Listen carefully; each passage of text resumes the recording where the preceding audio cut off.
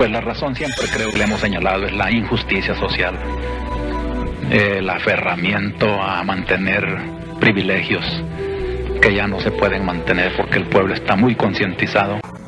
Esta siempre ha sido la realidad del pueblo salvadoreño, siempre ha estado sufriendo, por derechas o por izquierda. El resultado siempre ha sido el mismo. Lástima tener unos medios de comunicación tan vendidos a las condiciones. Es lástima no poder confiar en la noticia del periódico o de la televisión o de la radio, porque todo está comprado, está amañado y no se dice la verdad. Queremos agradecer a Televisión Alemana por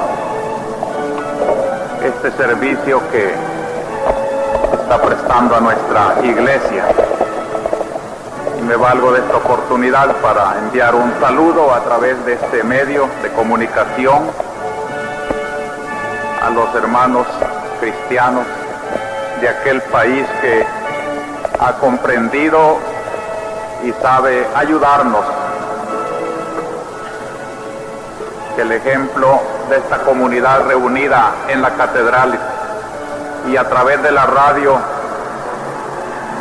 reunida en toda la arquidiócesis lleve un mensaje de vida, de fe y esperanza a los otros pueblos que nos visitan y que encuentran siempre en la voz de la iglesia, aunque sea un humilde ministro el que la pronuncia, el mensaje de la esperanza de los hombres. Porque eso es el mensaje de la Cuaresma a la que estamos dedicando lo principal de nuestro esfuerzo pastoral durante estos domingos. Ya estamos en el tercer domingo de Cuaresma. Y no olvidemos la meta hacia la cual camina esta Cuaresma. Es una peregrinación que con Cristo, cargando con su cruz o ayunando en el desierto, va en busca de aquel consummatum est. Todo se ha cumplido y más allá la gloria de la resurrección. Todas nuestras angustias como cruces a cuestas, como ayunos de Cuaresma, van a florecer, queridos hermanos, y por eso no perdamos la perspectiva de la Cuaresma.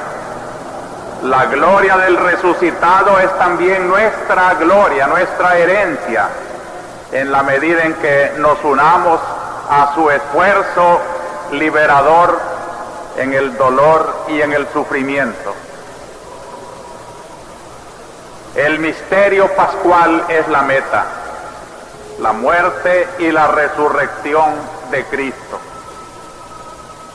Y quiero decirlo con palabras de moda, porque desde el jueves de esta semana ha salido la encíclica del Papa Juan Pablo II, la primera encíclica como su programa, como su ideal, y el mismo título que lo dan las dos primeras palabras latinas ya indica la fe de este hombre en ese Cristo en el que todos ponemos nuestra ilusión, nuestra esperanza. La encíclica se llama así, Redemptor Hominis, que quiere decir el Redentor del hombre. Y el Papa comienza así: el Redentor del hombre es el centro del cosmos y de la historia. Y en la misma introducción desarrolla el pensamiento de su fe en Cristo. En el acto redentor, la historia del hombre ha alcanzado su cumbre en el designio de amor de Dios. Dios ha entrado en la historia de la humanidad y en cuanto hombre se ha convertido en sujeto de esa historia, uno de los millones y millones y al mismo tiempo único. Son palabras de la encíclica. Como ven, pues qué concepto más bello, considerar a Cristo como un peregrino de la historia con nosotros, uno entre los millones en los cuales nosotros nos confundimos, pero único entre todos los millones de hombres, porque Él es un hombre en el cual Dios lleva a su cumbre su proyecto de salvación. La Cuaresma es nada menos que peregrinar al encuentro de ese hecho que le dio el verdadero sentido a la historia de todos los hombres y de cada hombre. Por eso no podemos vivir la Cuaresma y la Semana Santa sin pensar en una implicación de mi vida personal como hombre y como pueblo. El Salvador, en su encrucijada actual, no está perdido. Los salvadoreños, cada uno de los salvadoreños entre los millones que ya somos, sabemos que Dios nos ama, como dice el mismo Papa, con un amor irrepetible. Es única tu relación con Dios. Dios respeta tu individualidad, así como te ama como pueblo, y no te confunde tu pueblo salvadoreño con los otros pueblos. Para cada pueblo como para cada hombre, Dios tiene designios en esta historia de salvación que nos va recordando en forma de una peregrinación hacia la Pascua, la Santa Cuaresma. Por eso he tratado de llevar en mi predicación de estos domingos de Cuaresma un enlace ideológico en el nombre de la alianza. El primer domingo recordamos con las lecturas bíblicas la alianza de Dios con Noé después del diluvio, y el signo de esa alianza es el arco iris. Es como la alianza de Dios con los hombres en el campo inmenso, natural, humano, cósmico. Es allí donde el Papa puede decir, como la primera línea de su encíclica, el Redentor del hombre es el centro del cosmos y de la historia. El arco iris que Dios puso después del diluvio como un signo de la alianza que hacía con los hombres en el campo natural. Toda la naturaleza ha vuelto a renacer del diluvio y la entrega limpia al hombre. Cristo es el verdadero arco iris, porque en su Pascua de resurrección la naturaleza nace nueva y se la entrega al hombre para que, purificada del pecado, la sepa manejar mejor que el año pasado. Por eso nos preparamos en Cuaresma para una renovación de la naturaleza, de la humanidad, de la historia, de nosotros mismos, miembros de ese cosmos y de esa historia. El segundo domingo recién pasado fue la alianza de Dios con Abraham. Ya es una selección en el conjunto cósmico. Dios escoge un pueblo que nacerá de las entrañas estériles del anciano Abraham y de la estéril Sara. Nace Isaac y es el principio de un pueblo en el cual se cumplirán las promesas de salvación, porque de allí nacerá un Redentor, el Redentor Hominis. Se le anunció a Abraham, ya seleccionado del conjunto de todo el universo, no como una segregación exclusivista. El pueblo judío que nace de Abraham es nada más un misionero de la historia. Va a traernos la bendición de Dios en un descendiente de Abraham, que será Jesucristo, pero el destino de ese pueblo y de ese don que traerá como regalo de Dios, el Redentor de los hombres, no es exclusivo del pueblo judío. Ya no hay distinción entre judío ni griego, dirá San Pablo.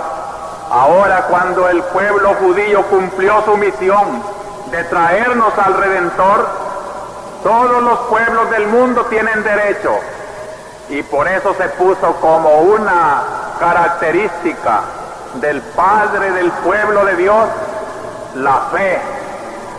Es la fe la que distinguirá a los hombres de aquí en adelante, no en judíos y no judíos, sino en creyentes e incrédulos. El que creyere se salvará, el que no creyere se condenará. La alianza con Abraham da el origen a un pueblo predilecto como fuente de bendición para todos los otros pueblos. Ya estamos pues en la selección de Dios, fabricando la redención. Muchos siglos después viene una tercera alianza, que es la que ocupa nuestra atención en las lecturas bíblicas de hoy. Se trata de Moisés. El libro que hoy marca el estilo de este tercer domingo de Cuaresma es el Éxodo, el segundo libro de la Biblia. El primero es el Génesis, después el Éxodo, y el Éxodo es como la dogmática, como el núcleo doctrinal de todo ese pueblo que va naciendo ya de Abraham y de los patriarcas. Fue llevado por el hambre a Egipto, y en Egipto han pasado ya 4 siglos, y es un pueblo esclavizado. Dios no ha olvidado su promesa. La promesa que le hizo a Abraham va a cumplirse, y el Éxodo capta ese momento precioso en que Dios escoge un caudillo para conducir ese pueblo de la esclavitud a través de 40 años por el desierto a la tierra de promisión. Ya hace 3 meses que salieron de Egipto, y esa liberación marca un rasgo definitivo en el pueblo de Dios. Liberado por los prodigios de Dios, ha caminado ya 3 meses por el desierto y se encuentra en la lectura de hoy frente a la montaña del Sinaí. Va a suceder allí algo grande. Dios le recuerda a Moisés que hay una promesa con ese pueblo y que la va a renovar, que se purifique, porque dentro de 3 días Él vendrá misteriosamente presente a platicar con el conductor del pueblo escogido, con Moisés, y manda que el pueblo se purifique y que nadie toque esa montaña, porque la va a tocar Dios. Y al tercer día la Biblia nos describe cómo se siente la presencia de Dios. Y allí le dice Dios a Moisés: ya visteis lo que hice con los egipcios, y cómo a vosotros os he llevado sobre alas de águila, y os he traído a mí. Ahora pues, si de veras este pueblo escucha mi voz y guarda mi alianza, será mi propiedad personal entre todos los pueblos, porque mía es toda la tierra. Fíjense en este detalle, hermanos. Por eso les decía que pueblo de Dios no es lo mismo que pueblo en general. Pueblo de Dios es entre todos los pueblos que son míos, dice Dios, escojo uno con el cual quiero entablar relaciones muy especiales. Este será el pueblo de Dios. Y esto es interesante tenerlo muy en cuenta cuando llamamos a nuestra iglesia pueblo de Dios aquí en El Salvador. No se debe de confundir con un sentido democrático, como si todos los salvadoreños formaran el pueblo de Dios. Solo los que son bautizados, solo los que no han olvidado mis promesas, solo aquellos que recuerdan cómo los voy llevando sobre alas de águila, solo aquellos que tienen fe, que es lo que caracteriza al verdadero descendiente del pueblo de Dios. No todos los salvadoreños pertenecen al pueblo de Dios, como no pertenecían en tiempo de Moisés todos los pueblos del mundo a esta alianza que Dios ha hecho con un pueblo. Es a esta porción escogida de Dios, no por capricho, sino porque encuentra en los hombres una respuesta de fe, de esperanza. A ellos se dirige para decirles ya en la vigilia de la gran alianza con Moisés: vosotros seréis mi propiedad personal entre todos los pueblos, seréis para mí un reino de sacerdotes y una nación santa. Esto es lo que Dios quiere al escoger un pueblo. Es una selección de humanidad a la cual pueden ingresar todos aquellos que se arrepientan de sus pecados y se incorporen por la fe a este Dios que ya no distingue entre judíos y no judíos, sino que única puerta para entrar es la fe en el Redentor hominis, Redentor de los hombres. Moisés convoca al pueblo y le notifica todo lo que Dios ha dicho, y aquel pueblo da esta hermosa respuesta: haremos todo cuanto ha dicho Yahvé. Miren cómo se ha preparado psicológicamente el momento en que Dios va a hablar. Ha recordado los orígenes de ese pueblo, ha dicho las condiciones de pertenencia a Él, pide santidad, ofrece privilegios de santidad: pueblo sacerdotal, pueblo santo, pueblo de mi pertenencia. Haremos todo cuanto el Señor diga. Y entonces el libro del Éxodo nos comienza a describir la maravillosa teofanía. Comenzó a humear y relámpagos y luces deslumbrantes. La gloria de Dios va bajando al monte Sinaí. Y Moisés, que ha recibido el encargo de Dios, sube solo a platicar con el Señor. Y allí le dicta lo que se ha leído en la primera lectura de hoy, y que son los 10 mandamientos, el decálogo. Desde ese momento el decálogo será como la esencia del pueblo de Dios. El decálogo, junto con el código de la alianza que está escrito en los capítulos siguientes del Éxodo, constituye como el alma de todo el Pentateuco, los 5 primeros libros de la Biblia, que Cristo, los profetas, los judíos llaman simplemente la ley. Acuerden cuántas veces dice Cristo la ley y los profetas. Estamos frente a la ley. Es la ley de Dios, constituida en sabiduría de aquel pueblo. La ley de Dios que se dio en el Sinaí tiene un preámbulo, como lo hemos escuchado hoy: yo soy el Señor tu Dios. Y también un prólogo histórico: yo soy el Señor que te ha sacado del país de Egipto de la esclavitud. No hay que olvidar estos preámbulos. Si queremos encontrar el verdadero sentido de la ley de Dios, de la cual hoy muchos se ríen, pero quisiera recordarles, hermanos, ya que estamos en este primer pensamiento, cómo Dios ha dado una ley para todos los tiempos. Esto ya no es solo para Israel.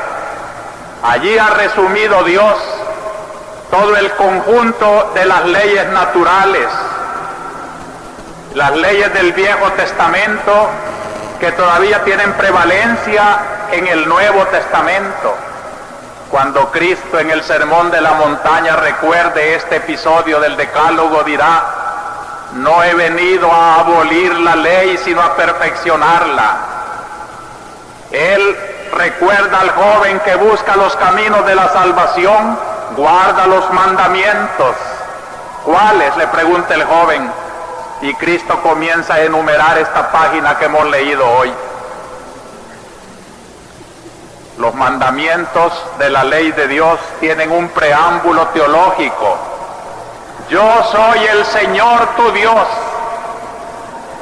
Hay una diferencia entre los códigos, las leyes contemporáneas al Decálogo. Los estudiosos de la Biblia han encontrado muchos textos de aquel tiempo, pero notan una diferencia enorme. En los otros códigos, las leyes de aquellos pueblos, se presentan las leyes en forma casuística. Si alguno hace tal cosa, se le señala un castigo o un premio. Pero la ley de Moisés es muy distinta. No dice si alguno hace, sino harás esto, dejarás de hacer esto.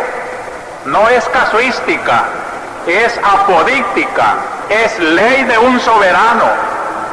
Y por eso se ha presentado ese soberano al principio. Yo soy el Señor, tu Dios. Ningún hombre puede alzar la frente en rebeldía contra este Señor que le ha dado la vida y la existencia. Y aunque el hombre se llame ateo, yo no creo en Dios, el hecho es que está viviendo porque Dios le está dando el ser. Y al más ateo, al más incrédulo, al hombre que se ríe más de la iglesia, le puede decir el Señor: yo soy tu Dios, tu Señor. Yo te he impuesto una ley, hay que cumplirla. Y el otro preámbulo histórico: yo soy el Señor que te saqué de la esclavitud, porque el Éxodo marca para Israel el origen como pueblo. La alianza que Moisés está haciendo aquí con su Dios es una alianza como pueblo, así como la alianza que Dios hizo con Abraham era como individuo, pero como padre de un pueblo futuro. Ahora ese pueblo ya existe y la alianza es con ese pueblo. Tiene un sentido comunitario, una comunidad que nació de la liberación. Qué hermoso pensar ahora cuando se discute tanto sobre la liberación. ¿Cuál es el sentido de la liberación? Dios es el gran liberador. Yo te he dado la libertad, pero la libertad no se da para libertinaje. La libertad se da para algo. San Pablo dice: libres para Cristo. Siempre que hay una liberación, hay un objetivo para el cual se es libre. Si Dios libera a Israel de Egipto, es para someterlo como pueblo suyo, no naturalmente con la dureza del faraón, sino que su yugo es suave, su ley es ligera, pero no hay un hombre que pueda vivir sin ley. Y el que no obedece a la ley de la libertad de los hijos de Dios, cae en la esclavitud de sus pasiones. Cree que es libre el que no obedece a la ley de Dios. No hay más esclavo que el rebelde a la ley de Dios, porque es esclavo de algo. Esclavo de la carne, esclavo del dinero, esclavo de la pasión política, esclavo de la lujuria, de la soberbia. La libertad que Dios ofrece tendrá un camino que llevar siempre, la ley de Dios.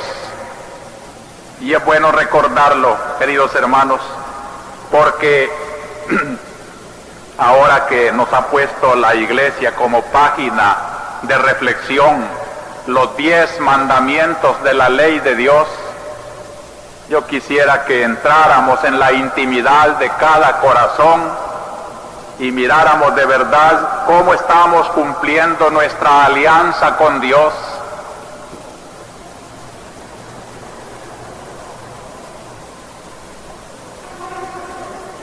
Pero miren, una relación no es el capricho de mandar. Hay una ética, pero basada sobre un dogma, es decir, sobre una verdad, sobre una revelación. Dios se ha revelado como águila que lleva al pueblo sobre sus alas. Dios se ha revelado como fuerza liberadora del pueblo. Dios se ha revelado como principio de amor a los hombres. No podemos olvidar estas revelaciones que constituyen nuestro dogma si no queremos que la ley de Dios se convierta en algo odioso. ¿Por qué mucha gente no cumple la ley de Dios? Porque la ha desligado de esta revelación de amor. ¿Quiénes cumplen mejor y con gusto, con alegría la ley de Dios? Los que no han olvidado la revelación de un Dios que se ha revelado Padre y que impone sus leyes para nuestro bien. Es así, pues, teniendo en cuenta esos principios dogmáticos, como el pueblo israelita y nosotros cristianos, que tenemos una gran revelación en Cristo, ¿cómo cumpliremos nuestra ley? Pero yo creo que aquí estamos tocando el fondo de nuestra situación salvadoreña. Aquí estamos tocando el fondo de tantos desórdenes en nuestra vida social. Si preguntamos el porqué de las huelgas, el porqué de los secuestros, por qué las divisiones, por qué la violencia, por qué tanto crimen, tanto desaparecido, por qué torturas, todo está en una sola respuesta: los hombres se han olvidado de la ley de Dios. Y un día también señalaré, queridos hermanos, la putrefacción de nuestro sistema. Señalaré el abuso del poder que se convierte en ladrón. Podemos describir situaciones bien vergonzosas de hombres que debían darnos el ejemplo de honradez en el puesto de su gobierno, en sus negocios, en su dinero. ¿Y para qué aprovechan esos puestos, esas situaciones? Ya no se puede hacer nada por el bien común, se hace por el egoísmo. Si se revisaran muchas contabilidades, si se pidiera cuenta de muchas obras públicas,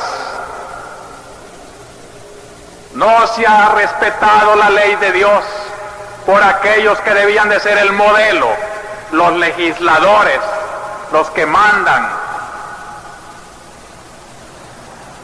Y en el pueblo, naturalmente, al ejemplo de los de arriba, cunde la duda, la incertidumbre y el afán también de aprovechar. Y entonces tenemos una nación corrupta desde arriba hasta abajo, porque se han olvidado todos, nos hemos olvidado de la ley de Dios.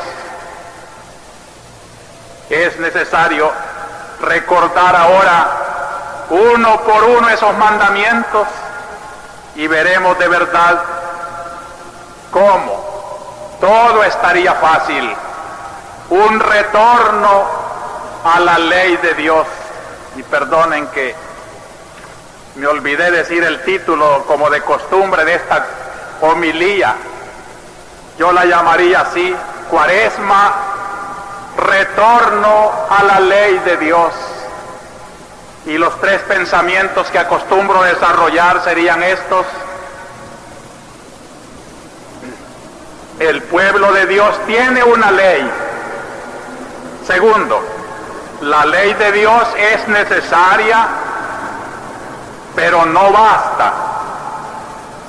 Por eso, tercero, Cristo es la plenitud de la ley y la fuerza de Dios para salvarnos. El título de la homilía, pues guardémoslo siquiera como una síntesis de cuanto quiero transmitirles. La Cuaresma es el retorno a la ley de Dios. Y les estoy recordando ya en el primer punto que el pueblo de Dios tiene una ley que se le dio en la solemnidad de un Sinaí y que llega hasta nosotros, y que ahora en esta Cuaresma de 1979 nos pide una revisión de la vida como comunidad, como país, su gran tarea renovadora. Si tenemos delante el espejo ante el cual aparecerá tan feo nuestro rostro porque no se ha preocupado de copiar en la vida la ley del Señor. Los 10 mandamientos que hoy aparecen en la primera lectura se dividen en dos, como dice nuestro catecismo. Los 3 primeros nos presentan las relaciones de Dios, del hombre con Dios, y los otros 7 las relaciones del hombre con su prójimo. Qué completo tratado de moral está en la primera lectura de hoy. El primer mandamiento, que nuestro catecismo lo anuncia sencillamente: amar a Dios sobre todas las cosas.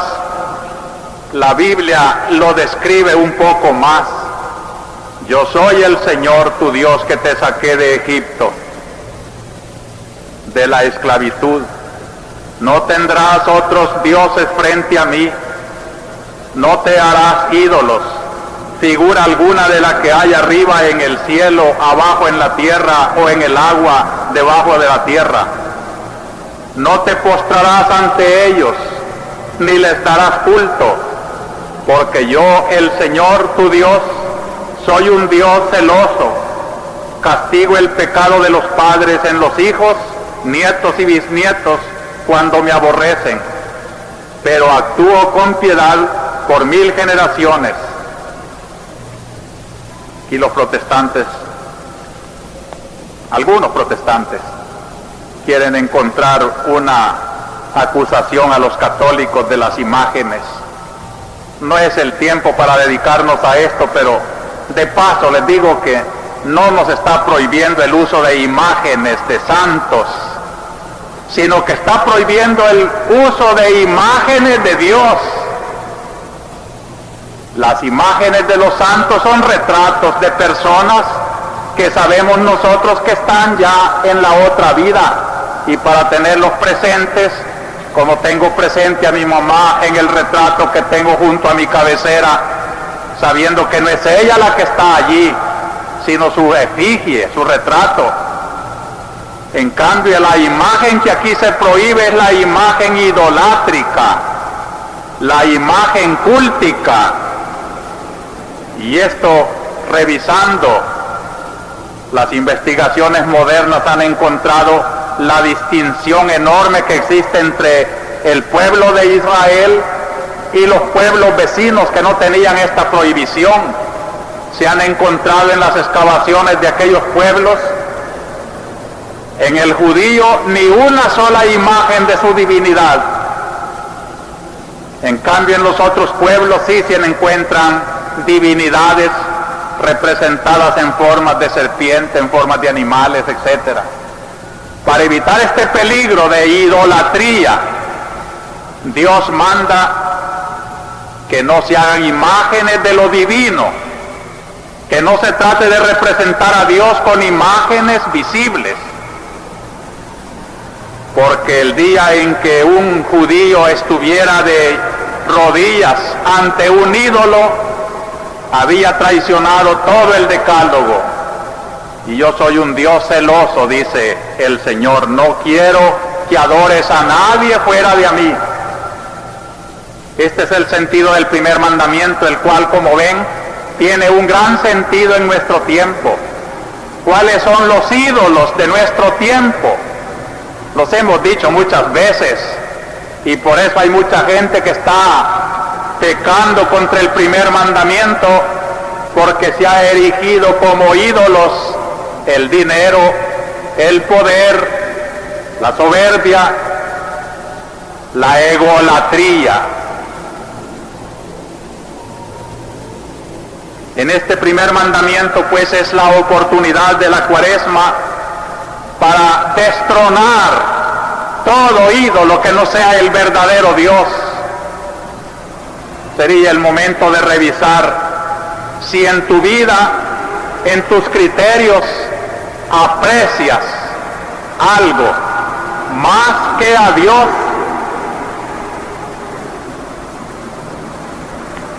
Luego el segundo mandamiento que nuestro catecismo dice: no jurar el nombre de Dios en vano. La Biblia lo presenta más largo. No pronunciarás el nombre del Señor tu Dios en falso, porque no dejará el Señor impune a quien pronuncie su nombre en falso. Se refiere a tomar el nombre de Dios como juramento de algo falso, tomar el nombre de Dios como fundamento para una maldición. Y llegó a tanto el respeto de este segundo mandamiento que los israelitas no pronunciaban el nombre de Yahvé, sino que decían Adonai, que quiere decir el Señor. La revelación del nombre santo es Yahvé, no es como dicen los testigos de Jehová. Jehová es una corrupción de la palabra, eso no existe. Yahvé es el nombre, Yahvé. Pero era tan santo y respetaban este segundo mandamiento de no tomar sin respeto el nombre de Yahvé, que mejor no lo pronunciaban y lo cambiaban por otro, Adonai, el Señor. Y el tercer mandamiento que marca relaciones del hombre con Dios, y es el signo de la alianza de Dios con Moisés, el sábado, el descanso sabático. Es como el arco iris, señal de una alianza. El domingo, señal también de la alianza como pueblo. Por eso venir a misa el domingo es como si estuviera aquí el pueblo de Dios, renovando con Dios la alianza como pueblo. Es bello mirar el domingo, hermanos. Yo les agradezco que la presencia de ustedes en la catedral le ha dado tanta vida al día de precepto. Podrán preguntar por qué no el sábado, como dice la Biblia. Sábado es una palabra cuya raíz significa descanso. No es propiamente un día de la semana, sino un día de descanso. Para los israelitas fue el sábado, pero cuando Cristo resucitó en domingo, ya los primeros cristianos cambiaron ese día de descanso al día de conmemorar la resurrección, que es la base de nuestra esperanza. Por eso dijo el concilio, los católicos vienen a misa el domingo, se congregan para renovar su alianza con Dios, para darle gracias por la esperanza de la redención que llevan en su corazón. A eso venimos el domingo, a renovar la alianza, santificar el día del Señor. Venir el domingo es parte de nuestros compromisos de alianza con el Señor. Y vemos en la asamblea reunida, cuando hoy he mencionado la asamblea convocada por Moisés, porque Dios le iba a hablar, yo los miro a ustedes, queridos hermanos, y sé que mi humilde ministerio no es más que el de Moisés, transmitirles la palabra. Esto dice el Señor. Y qué gusto me da cuando en la intimidad de sus corazones, como lo dicen a veces de palabra o por cartas que me llegan, lo que el pueblo le contestó a Moisés: haremos todo lo que Yahvé ha ordenado. Es bonito encontrar gente. El otro día un padre me dijo que un señor andaba buscando confesarse, tenía 40 años de no confesarse, porque quería convertirse como había oído aquí en la catedral. Cuando dicen que yo predico política, yo remito a estos testimonios de conversión hacia Dios. Esto es lo que busco, conversión hacia Dios.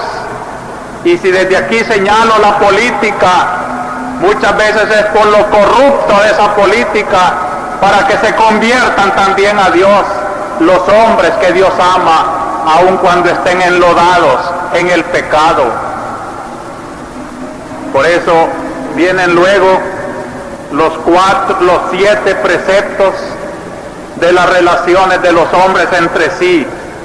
El cuarto es la relación del hombre con sus padres. Y San Pablo en la carta a los Efesios lo llama el primer mandamiento con promesa. Es bien interesante saber que el único mandamiento que tiene una promesa de bendición es aquel en que Dios dice: honrarás a tu padre y a tu madre. Así se prolongarán tus días en la tierra que el Señor tu Dios te va a dar. Yo creo que basta apelar a la experiencia de los buenos hijos y de los malos hijos. Qué alegría lleva el hijo bueno, qué espina lleva el mal hijo. Qué ternura la de la viejita que dice: mi hijo nunca se olvida de mí. Qué amargura la del hombre que dice: mis hijos ni se acuerdan de su tata. Si se cumpliera esta ley, cuánta felicidad retornara a muchos hogares, a muchos corazones. El quinto mandamiento, breve pero tremendo: no matarás. Aquí se proclama la sacralidad de la vida. Acuérdense que todo está bajo el epígrafe: yo soy el Señor tu Dios. Yo que he dado vida, salud a tu hermano, tú no se la vas a quitar. Cuánta sangre está borrando entre nosotros la felicidad y la santidad de este mandato. Se manda a matar, se paga por matar, se gana por matar. Se mata para quitar de enfrente al enemigo político que estorba. Se mata por odio. ¿Cuántos crímenes privados habrán en esos cadáveres que aparecen? Muchas veces el origen de la captura fue oficial, Pero pienso yo, el motivo del asesinato, ¿cuál habrá sido? ¿Quién ha pagado? ¿Qué intereses hay detrás de esa muerte? No matarás. Y es terrible. Ojalá me estuvieran escuchando hombres que tienen sus manos manchadas de homicidio. Son muchos, por desgracia. Porque también es homicida el que tortura. El que comienza a torturar no sabe a dónde va a terminar. Y hemos visto víctimas de torturas llevados con 1000 subterfugios mentirosos a morir en un hospital. Son asesinos también. Son homicidas. No respetan lo sagrado de la vida. Nadie puede poner la mano sobre otro hombre, porque el hombre es imagen de Dios. No matarás. Yo quisiera llevar también esta palabra breve a ese mar inmenso de ignominia que mata hasta en las entrañas de la madre. El aborto, crimen abominable, también es matar. Y pensar que la que tortura, la que asesina es su propia madre. No matarás. Y cuando Cristo perfeccionaba este mandamiento decía, ya cuando comienzas a odiar, has comenzado también a matar. Por eso vino a perfeccionar Él con los consejos evangélicos, los mandamientos, para ponerlos lo más lejos posible de la posibilidad del hombre, para que fueran siempre felices, no cometiendo las desobediencias contra la ley del Señor. Podíamos seguir aquí porque este quinto mandamiento entre nosotros está muy descuidado, pero trágicamente descuidado. Ojalá que ante la luz de mis palabras, que repiten la palabra de Dios, miráramos con más respeto la vida del hombre, sobre todo si ese hombre está bajo el poder de quien lo está haciendo sufrir. Respétalo, por favor, no lo mates, no lo estés matando. ¿Dónde están los desaparecidos? ¿En qué cárcel mueren languideciendo? ¿O ya murieron? ¿Ya los mataron? Digan siquiera, para que las madres sepan siquiera dónde llevarles una corona a sus hijos que lloran en la incertidumbre.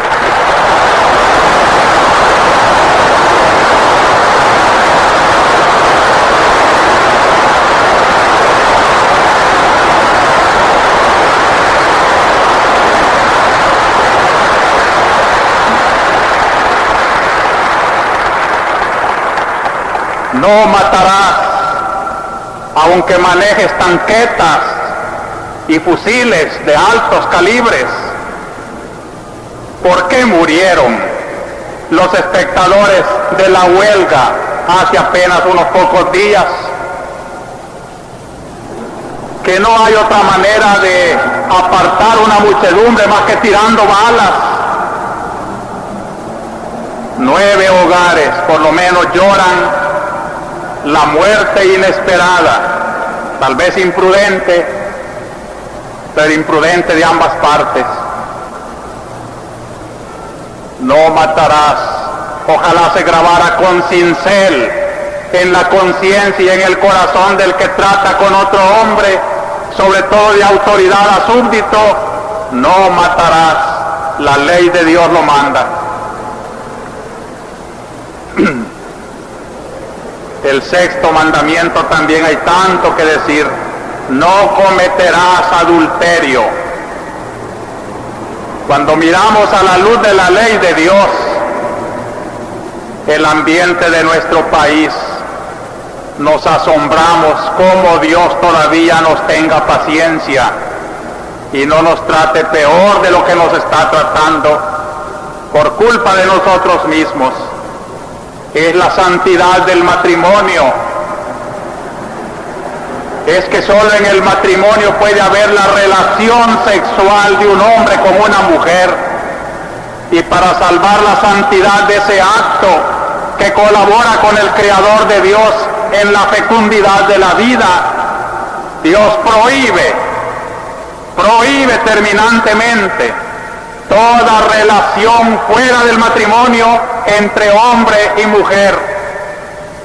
Y aquí otro buen negocio en El Salvador: los móteles, los burdeles, las casas de cita. Cuánta podredumbre, cuánta miseria, cuánta explotación de la dignidad de la mujer, de la salud, de la vida del país. Y son buenos negocios. Y si uno creyera, se asustara cuando dicen es de don.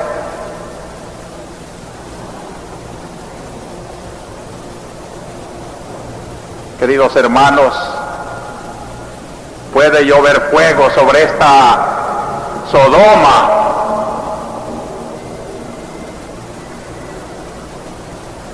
Son casas de pecado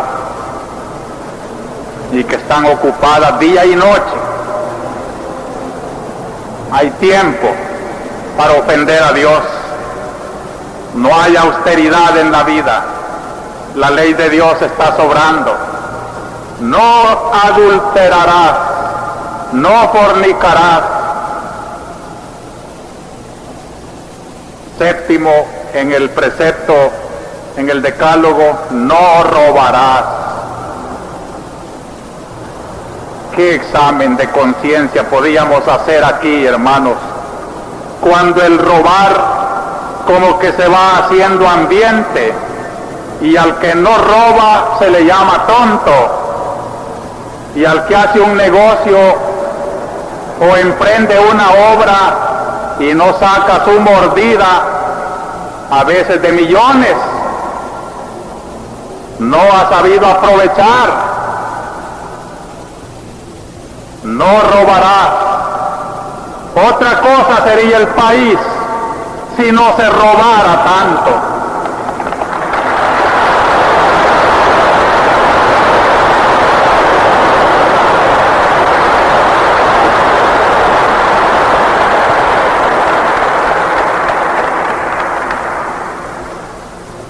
Quiero hacer justicia a muchas personas que tienen dinero y que son muy honradas y que se quejan de que se les echa a ellos la culpa de todo y nos hacen mirar hacia otra parte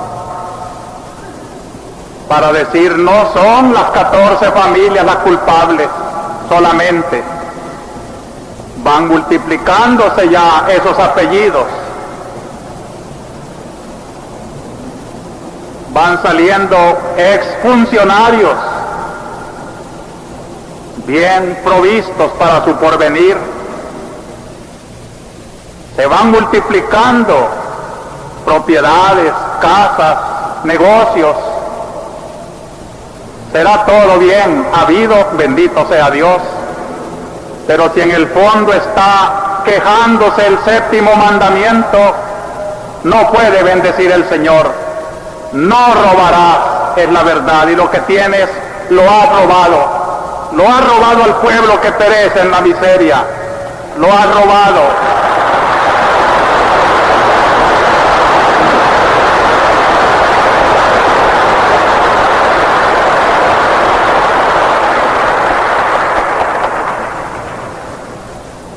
¿Cuántas más cosas podían decirse de este precepto para el cual parece que ya no hay importancia? Pero hermanos, robar siempre será pecado y será ley de Dios no robar. Siguen otros dos preceptos,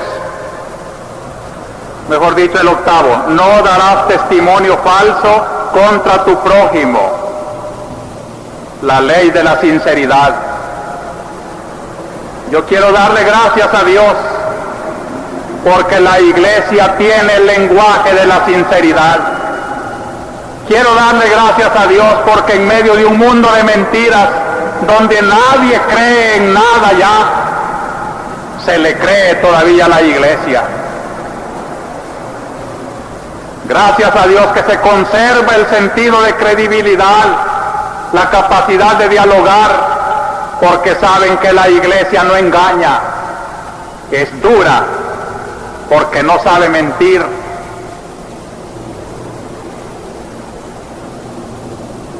Pero en este mandamiento de la mentira, cuántas cosas también habría que recortar. ¿Quién cree las noticias de nuestros periódicos? Sobre todo cuando las comentan en favor de ciertos intereses. Por suerte que el pueblo, y yo los felicito, están aprendiendo a leer, y están aprendiendo a oír radio, y están aprendiendo a ver televisión. No todo lo que sale allí es verdad, hay mucha mentira, hay mucho pecado contra el octavo mandamiento. Un escritor moderno dice: si amaneciéramos un día con el propósito de cumplir la ley de Dios, al llegar a tu casa y buscar el periódico encontrarías muchos lugares en blanco. Es que ahora está prohibido mentir. Cierto que habría más confianza en las relaciones de los hombres, pero ¿a qué hemos llegado en nuestro ambiente, queridos hermanos? A una desconfianza tan grande que siempre que vamos a platicar con alguien miramos a todas partes a ver quién está oyendo, porque el ser oreja también es pecado contra el octavo mandamiento.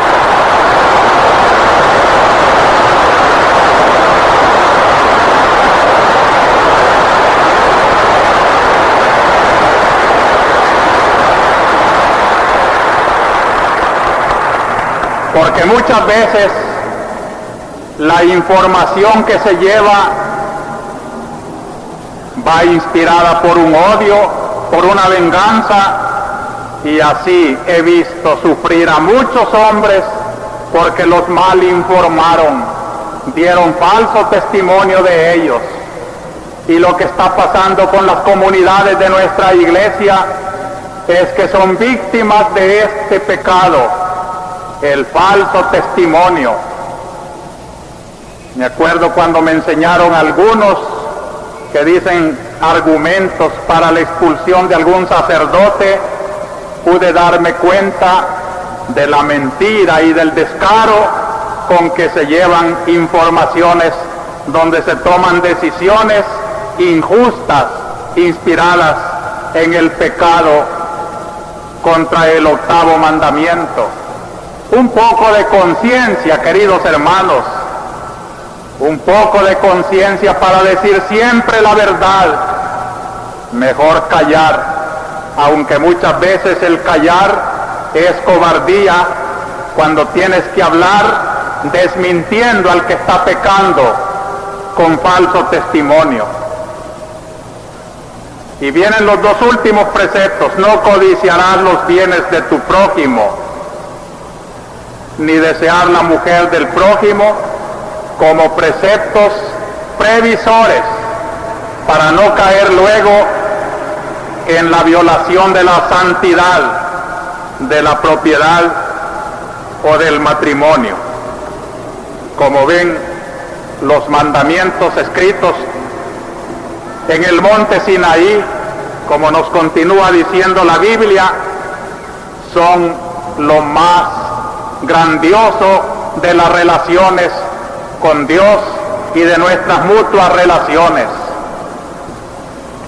Ojalá que esta cuaresma pues sea para volver a una revisión y ver cómo cumplimos. Después de esto terminemos la ceremonia del Sinaí. Moisés mandó matar animales para sellar la alianza que se había rubricado con Dios,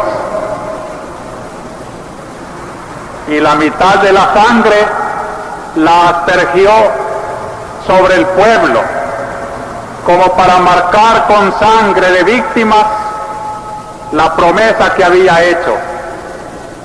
Haremos todo lo que dice Yahvé.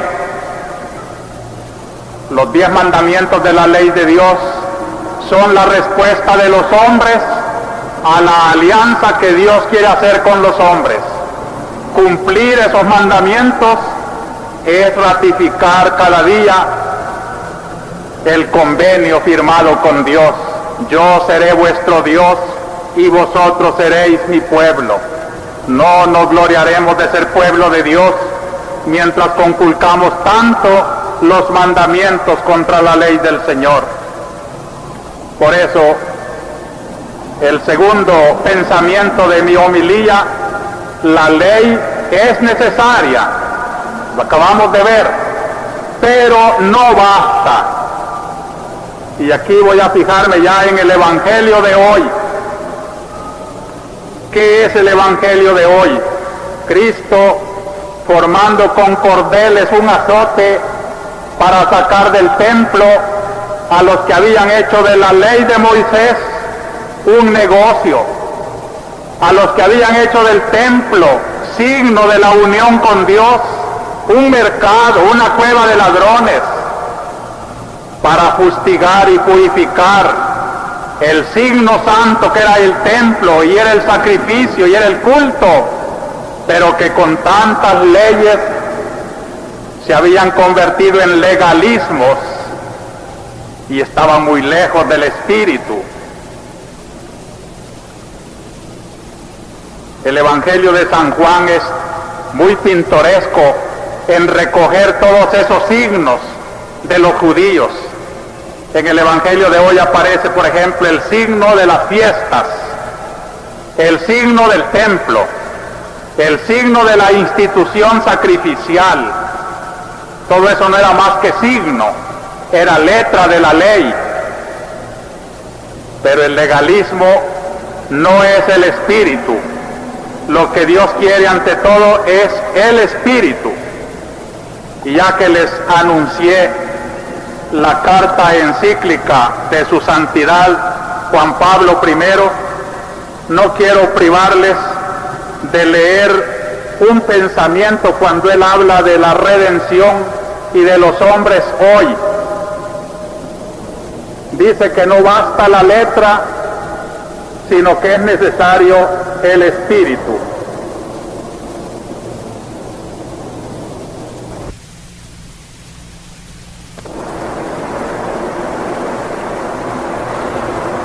Ya desde la primera mitad de este siglo, en el período en que se estaban desarrollando varios totalitarismos de Estado, los cuales, como es sabido, llevaron a la horrible catástrofe bélica, la Iglesia había delineado claramente su postura frente a estos regímenes que en apariencia actuaban por un bien superior, como es el bien del Estado, mientras la historia demostraría, en cambio, que se trataba solamente del bien de un partido identificado con el Estado.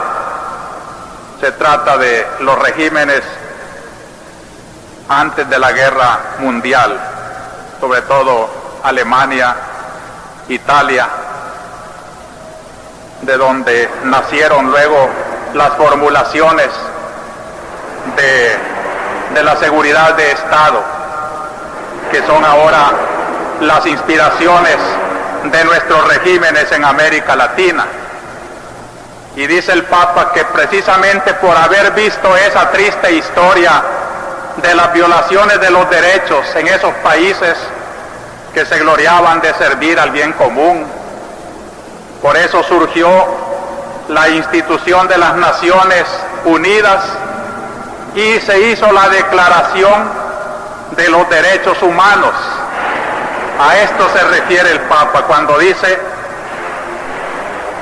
al compartir la alegría de esta conquista con todos los hombres de buena voluntad, con todos los hombres que aman de veras la justicia y la paz, la Iglesia consciente de que la sola letra puede matar, mientras solamente el espíritu da vida, debe preguntarse continuamente junto con estos hombres de buena voluntad si la declaración de los derechos del hombre y la aceptación de su letra significan también por todas partes, la realización de su espíritu. Surgen en efecto temores fundados de que muchas veces estamos aún lejos de esta realización y que tal vez el espíritu de la vida social y pública se halla en una dolorosa oposición con la declarada letra de los derechos del hombre. Este estado de cosas, gravoso para las respectivas sociedades, haría particularmente responsable frente a estas sociedades y a la historia del hombre a aquellos que contribuyen a determinarlo. Entonces nos gloriamos de que los derechos humanos coinciden con la ley de Dios, pero así como el Papa dice de la Declaración de los Derechos Humanos, aceptada por muchos países, como si un nuevo Sinaí hubiera inspirado un nuevo respeto a Dios y al hombre, cabe preguntar si tanto la ley de Dios como los derechos, la Declaración de los Derechos Humanos, solamente está sirviendo para apañar con la letra, pero su espíritu está muy lejos de lo que se esperaba de todo esto. Y aquí es donde cabe una revisión de nuestra semana. Pero antes de mirar desde la iglesia, yo miro hacia adentro de nuestra iglesia para hacerla cada día más fiel, más coherente, más inspirada en la verdadera palabra del Señor. Y por eso la primera noticia, de la cual pues ya he dicho bastante, es la encíclica de su santidad, Redemptor Hominis, que comienza a darle la vuelta al mundo. Los tres grandes conceptos que el Papa lleva muy clavados en su corazón: Cristo, la Iglesia, el hombre, y sobre todo el hombre, iluminados y servidos por Cristo y por la Iglesia, son como el alma de esta encíclica que respalda plenamente un servicio de la Iglesia a la palabra de Dios y a los derechos de Dios y de los hombres. Preparamos una edición que muy pronto se comenzará a difundir, y en mi entrevista del próximo miércoles voy a darles más informes sobre este preciosísimo documento. Hoy iniciamos la jornada del sacrificio voluntario. El Centro Ana Guerra de Jesús, que se ha encargado durante años anteriores, se va a encargar también hoy de recoger en los templos la ayuda fraternal que ustedes quieran dar para socorrer el hambre en el mundo y ayudar otras obras de promoción de la Iglesia. Mañana, recuerden todos, es el día de San José. Varias parroquias y congregaciones lo celebran como patronos. Quiero recordar con cariño el seminario San José de la Montaña, que está puesto bajo su protección, y queremos por eso resucitar la obra de las vocaciones bajo el patrocinio de San José. Entre las parroquias que celebran, y tendré el gusto de participar, está San José Villanueva y San José Cortés, a donde estaré esta tarde. A San José Villanueva esta misma mañana. También hablando del seminario, quiero recordarles aquí con cariño 3 reuniones con 3 grupos de jóvenes seminaristas en Chalatenango, donde tenemos un seminario menor, en San José de la Montaña con los menores y los mayores. También como obra vocacional, una invitación para que el sábado próximo 24 de marzo a las 4 de la tarde asistan a la ordenación sacerdotal del diácono Ezequiel Gámez, que tendrá lugar en la iglesia parroquial de Santa Lucía en Suchitoto. Quiero avisarles con tiempo también que para el Viernes de Dolores, 6 de abril, queremos que en toda la diócesis se intensifique la oración y la penitencia, que hagamos mucha oración, como dice el Papa en su encíclica, porque es la fuerza que vivifica nuestra iglesia. Una alerta también a las falsas celebraciones que muchas veces gente no autorizada por el párroco organizan Semanas Santas, procesiones, viacrucis. Sepan siempre que el párroco es el responsable y hay que estar en comunión con él para todas estas acciones. Quiero anunciarles a las diversas comunidades que están escuchando por radio, por si quieren aprovechar los servicios que desde la catedral va a prestar nuestra radio. El domingo de Ramos a las 8 de la mañana comenzará la bendición de palmas en la iglesia del Calvario y de allá vendremos a terminar con la misa de campaña frente a catedral. El Jueves Santo, ya que la procesión del silencio es una institución en muchos pueblos, les invitamos a unificarlas. Desde las 10 hasta las 12 de la noche habrá un servicio radiofónico para unificar el mensaje de esa concentración que ojalá sea muy ordenada y muy piadosa de la procesión del silencio el Jueves Santo en la noche. El Viernes Santo, desde las 11, el viacrucis de la catedral, que se puede también servir para las otras parroquias que hacen a esa hora sus viacrucis. Y el Santo Entierro, si lo quieren unificar también con el de catedral, que saldrá del Calvario a las 6:30 de la tarde hasta las 9 de la noche. Lo mismo la vigilia del Sábado Santo, que es la meta de nuestra Cuaresma, será celebrada en catedral y transmitida por radio el Sábado Santo a las 7 de la noche. Yo pido excusas a las comunidades de San Pedro, Perulapán, El Paraíso, Monte San Juan, porque circunstancias especiales no me permitieron acudir a la invitación que me habían hecho. Espero visitarlos en próxima oportunidad. Quiero denunciar el robo sacrílego en la vía de San Cristóbal en Cuscatlán.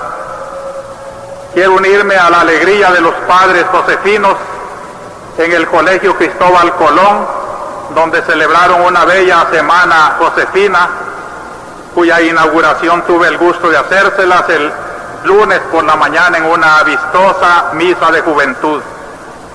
Quiero agradecer a la Escuela Luisa de Marillac de Santa Tecla el obsequio de víveres, ropa y otros objetos para los necesitados, principalmente para la cárcel de mujeres.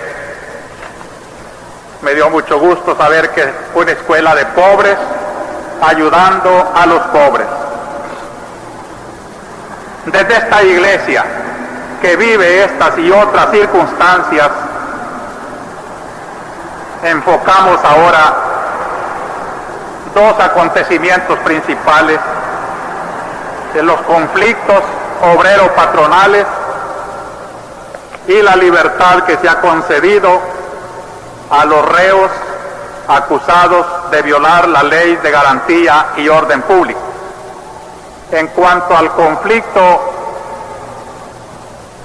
de la Constancia y Tropical, ya es conocido por ustedes el trabajo de nuestra arquidiócesis. Sin embargo, quiero lamentar el poco respeto que las autoridades militares tuvieron para dos sacerdotes pedidos por los obreros como garantía para salir de la huelga. No se les dejó entrar, se les tuvo cerrados en el bus de la Cruz Roja, ni siquiera se les permitió abrir las ventanitas. Esto mismo sucedió cuando la ocupación de la OEA y la ocupación de la Embajada de México. Quiero decir claramente que los sacerdotes no han ido de metidos, han ido porque los pedían aquellas personas que tienen confianza en la Iglesia, y era deber permitir, así como se permitió a la Cruz Roja y a la Comisión de Derechos Humanos, que ellos también, que formaban parte, se les tratara con un poco de respeto. Quiero también aclarar que los periódicos publicaron parte de alguna declaración que yo hice, pero que mutilaron un poco mi mensaje. No mencionaron que yo había dicho que la raíz del malestar continúa mientras no haya más justicia social en las relaciones en El Salvador. También omitieron la felicitación que yo dirigí a los obreros de la Constancia por su serenidad, firmeza, valentía, capacidad de diálogo, y que también felicité por esta apertura y capacidad a la parte patronal. A ambas partes les agradecí la confianza que manifestaron en la arquidiócesis, y últimamente he recibido el agradecimiento de la parte patronal.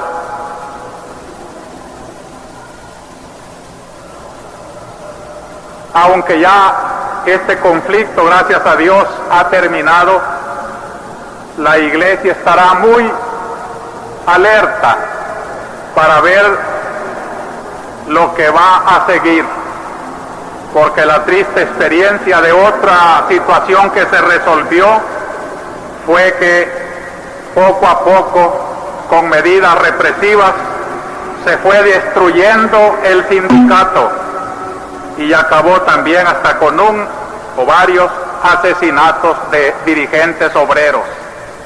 Quiera el Señor apartar de la mente el demonio de la venganza y que todos nos alegremos de la paz que ha vuelto en ese conflicto.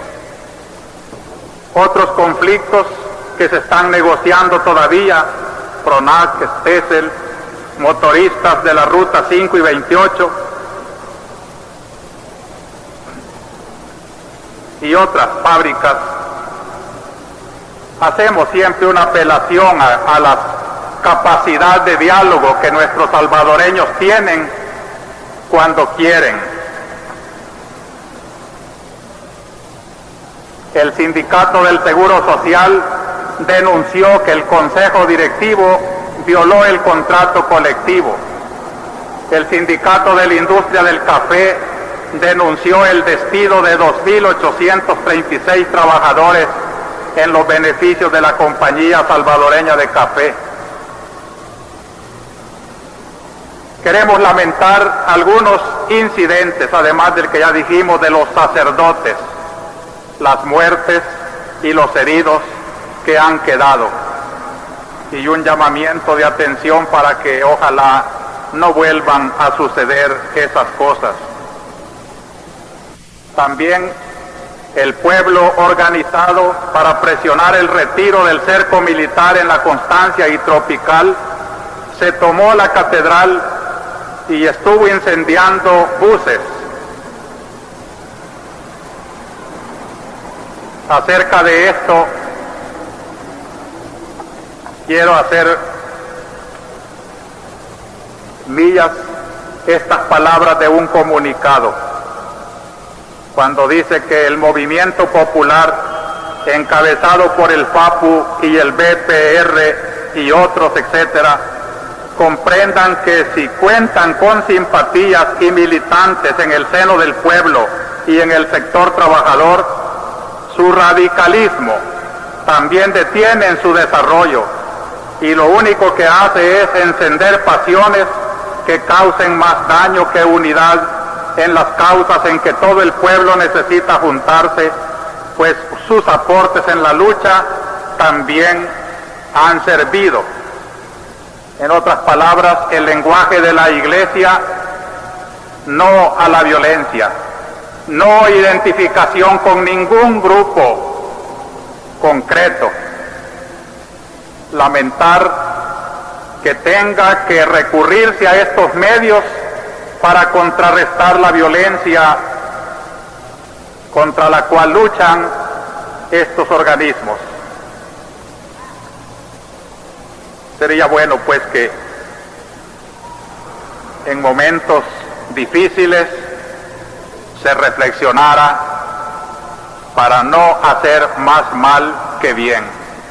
Desde luego quiero decir que yo no estoy de acuerdo con la ocupación de la catedral, pero que lamento que se recurra a estos medios por no encontrar cauces donde esas voces tienen que oírse. Siempre en relación con esta situación laboral, identifican el cadáver del líder sindical Óscar Armando Interiano García, quien había sido capturado el 13 de febrero y se le daba por desaparecido. El 27 de febrero se encontró su cadáver, como ya todos saben.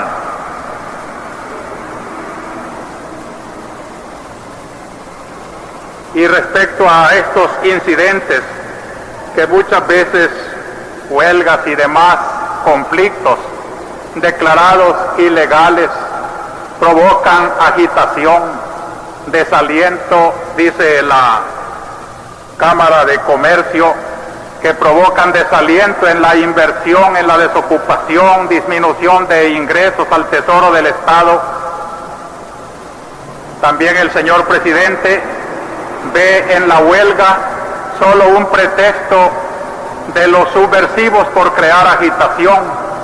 Pide a obreros que propongan sus demandas a través de los cauces legales. Yo quisiera recoger estos criterios para decir la voz de la Iglesia que estaría bien todo esto cuando de verdad hubiera esos cauces legales. Y por eso la declaración del señor ministro de Trabajo, que anunció la reforma de códigos de trabajo y confesó la carencia de cauces legales, está señalando una contradicción en el gobierno y que por tanto hay que buscar esos cauces legales para que las situaciones violentas tengan escapes legítimos. Por su parte, la Iglesia, en mi carta pastoral, he señalado los servicios que la Iglesia está dispuesta siempre a prestar. No son precisamente para fomentar agitaciones, pero sí reclaman para que las válvulas de escape existan y todas estas cosas se organicen, se resuelvan como desean quienes se ven precisamente en el conflicto. Ahora, hermanos, nos alegramos con la libertad que se anuncia a 75 procesados por la Ley de Orden Público. Es una parte de lo que hemos pedido. Entonces faltaría todavía no dejar en el olvido y desamparadas a las familias de los otros por los cuales la Iglesia y muchas instituciones han estado abogando. También que no basta la abolición de una ley, si no hay espíritu de cumplir un mayor acercamiento al bien del pueblo. ¿Por qué se encontraron los cadáveres de los hermanos Martínez en Chalatenango? Yo he visto llorar personalmente a la mamá y a la esposa de estos cristianos hermanos nuestros. Lo mismo el cadáver del catequista Juan Antonio Fuentes, que fue identificado en Sensuntepeque. Había sido capturado el 22 de febrero de su casa habitación y varias personas vieron el hecho. Continuación de ateos, de desaparecidos, indican pues que la abolición de la ley del orden público no es suficiente si, como dijimos antes, no se pone el espíritu de buscar una verdadera tranquilización y una verdadera justicia en nuestro pueblo.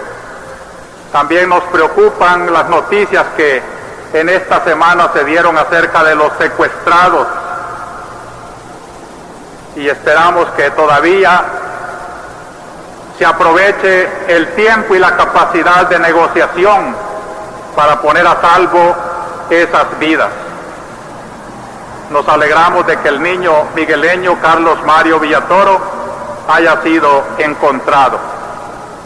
Y como notas de heroísmo y felicitación a propósito del secuestro de este niño, quiero decir en público mi admiración por un hermano marista, un religioso que se ofreció como rehén a cambio de que se dejara al niño. No fue necesario, pero el gesto del religioso quedó en pie, lo mismo que quedaron en pie aquí en la arquidiócesis, y yo quiero felicitar y agradecer a aquellos sacerdotes y religiosas que cuando en un momento se dijo que se necesitaría algunos voluntarios para ir a proteger del cerco militar a los obreros en huelga, se ofrecieron. Tampoco hubo necesidad, pero el gesto de estos sacerdotes y religiosas queda también como un signo de admiración entre nosotros.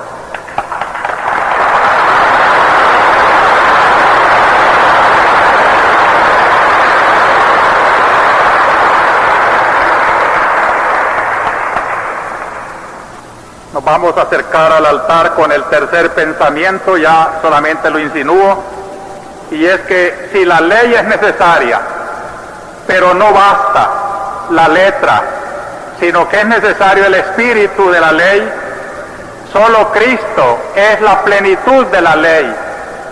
No lo olvidemos, cuando vamos caminando en nuestra cuaresma hacia el Calvario y hacia la resurrección, San Pablo nos ha dicho que ni el signo que buscan los judíos con la ostentosidad de su templo, con los milagros, ni la sabiduría de los griegos salvará a la humanidad, sino la fuerza salvadora está en el Cristo crucificado. Este es el signo. Cuando Cristo esta mañana nos recuerda su gesto valiente de sacar del templo a los que estaban profanando ese signo, se presenta a Él mismo como el templo, como el campo donde Dios se encuentra con el hombre, como el perfecto adorador de Dios y salvador de los hombres. Ojalá pues que todas estas reflexiones de la alianza y de nuestra realidad nacional nos lleven a comprender, como San Pablo ha dicho, que no tenemos otra esperanza, ni en las leyes, ni en los poderes de los hombres, ni en los signos creados, que nuestra confianza y nuestra esperanza, trabajando sí las cosas de la tierra, los medios humanos, pero el corazón muy puesto en el gran signo de los cristianos, Cristo crucificado, Cristo resucitado. Así sea.